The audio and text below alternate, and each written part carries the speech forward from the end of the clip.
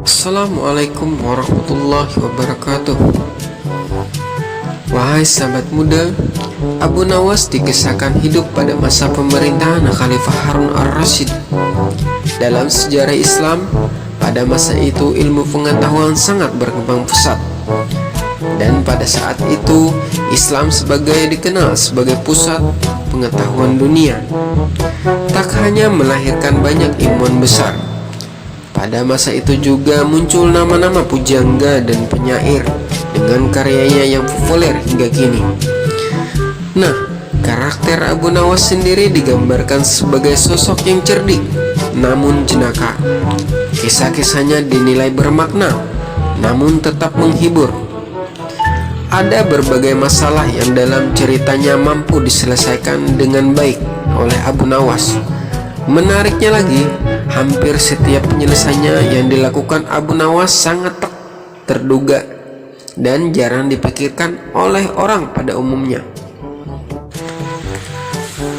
Suatu hari Raja Harun ar-Rasyid memanggil Abu Nawas ke istana untuk diberi tugas. Setelah tiba di istana, Raja menyambut Abu Nawas dengan senyuman. Lalu Raja berkata, "Akhir-akhir ini aku sering merasakan perutku sakit. Kata tabib istana, aku terkena serangan angin." Abu Nawas sedikit keheranan, lalu bertanya, "Ampun Baginda, kiranya apa yang bisa hamba lakukan untuk yang mulia?" "Tangkap dan penjarakan angin untukku," perintah Raja. Abu Nawas pun terdiam sejenak. Lalu Raja berkata, "Aku beri kau waktu 3 hari untuk menyelesaikan perintah ini." Abu Nawas kemudian pulang dengan membawa pekerjaan dari Raja Harun ar-Rasyid. Ia masih terdiam, mulutnya terkunci rapat, tak mengeluarkan sepatah kata pun. Dalam kebingungan yang tidak habis-habis, ia belum bisa memikirkan bagaimana caranya menangkap dan membuktikan bahwa itu memang benar-benar angin.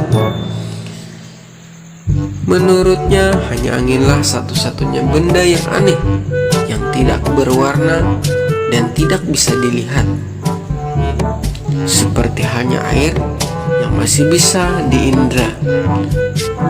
Sudah 2 hari ini, tetapi Abu Nawas masih belum bisa mendapatkan cara untuk menangkap angin, bahkan memenjarakannya. Abu Nawas hampir putus asa dan tidak bisa tidur, karena waktu yang telah ditentukan tinggal sehari lagi. Ia mundar-mandir memikirkan cara. Tiba-tiba ia tersadar dan berkata kepada dirinya sendiri, "Bukankah jin itu tidak terlihat?" Ia berjingkrak-jingkrak dan menyiapkan alat-alat yang dibutuhkan untuk menemui sang raja. Keesokan harinya dia pun menuju istana, kemudian menyerahkan sebuah botol kepada raja. "Mana angin itu, wahai Abu Nawas?" tanya Baginda. "Ada di dalam yang mulia," jawab Abu Nawas. "Benarkah? Aku tidak melihat apa-apa," kata sang raja. "Ampun Baginda, angin tidak bisa dilihat. Tetapi jika tuanku ingin tahu angin, maka bukalah tutup botol tersebut terlebih dahulu," jawab Abu Nawas. Setelah tutup botol itu dibuka, raja mencium bau busuk. Dengan marah, ia berkata kepada Abu Nawas, "Bau apa ini Abu Nawas?"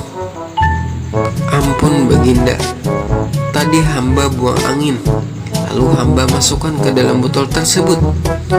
Karena takut angin yang hamba masukkan itu keluar, maka hamba memenjarakannya dengan menyumbat botol dan menutupnya," kata Abu Nawas. dengan sangat ketakutan. Tetapi raja tidak jadi marah, karena apa yang dikatakan Abu Nawas memang masuk akal. Dan begitulah Abu Nawas selamat, dan sang raja pun memberikan hadiah kepada Abu Nawas.